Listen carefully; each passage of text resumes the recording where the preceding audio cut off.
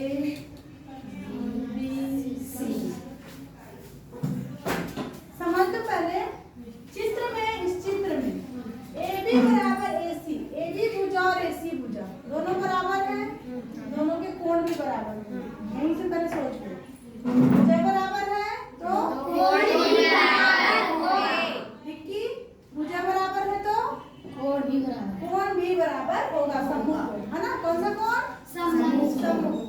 ठीक है, सम्मुख कोण भी क्या होगा? बराबर होगा।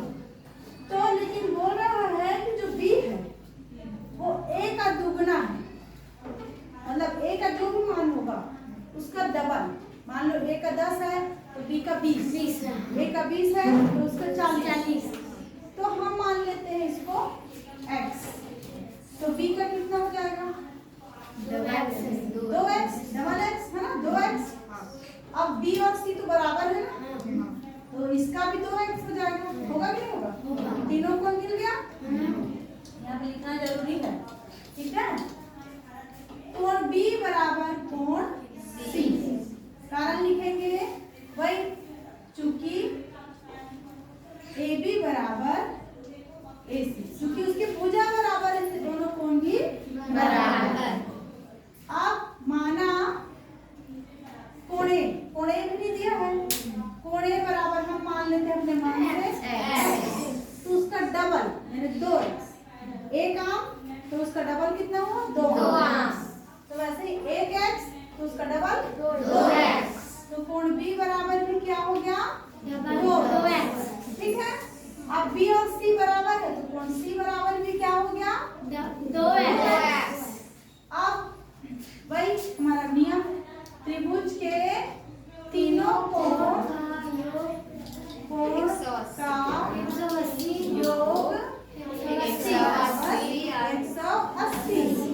तो कोण A धन कोण B धन कोण C बराबर 180। ठीक है।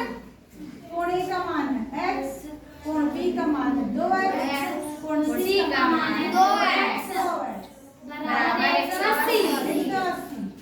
अब जोड़ते हैं 1x, या आम मान लो जो तुम लोग मान लो, 2 आम, 1 आम और 2 आम 3 आम, 3 आम और 2 आम 5 आम या 5x। हम गणित पढ़ रहे हैं तो आम नहीं लिख सकते ना, अजीब लगेगा। गणित में क्या हम आगे सोचेंगे, है ना। तो 5x बराबर 180। ठीक है। अब मैं बताई थी ना ये आपस में गुणा होते हैं, है ना, तो उल्टा करेंगे, हमको x चाहिए ना, x का मान, तो उधर करेंगे तो x बराबर 180 बटे 5, भाग देते हैं 180 और 5 को, 5 एकम 5, 5 दिया 15, 5 चौक 20, तो 5 दिया 15। अब ये 3 बचा, 5 छके 30, 36 आ गया। कितना आ गया x का मान? 36। x किसका मान है? A का। तो कोण A का 36 है, तो 36 का डबल कितना हुआ? 36 का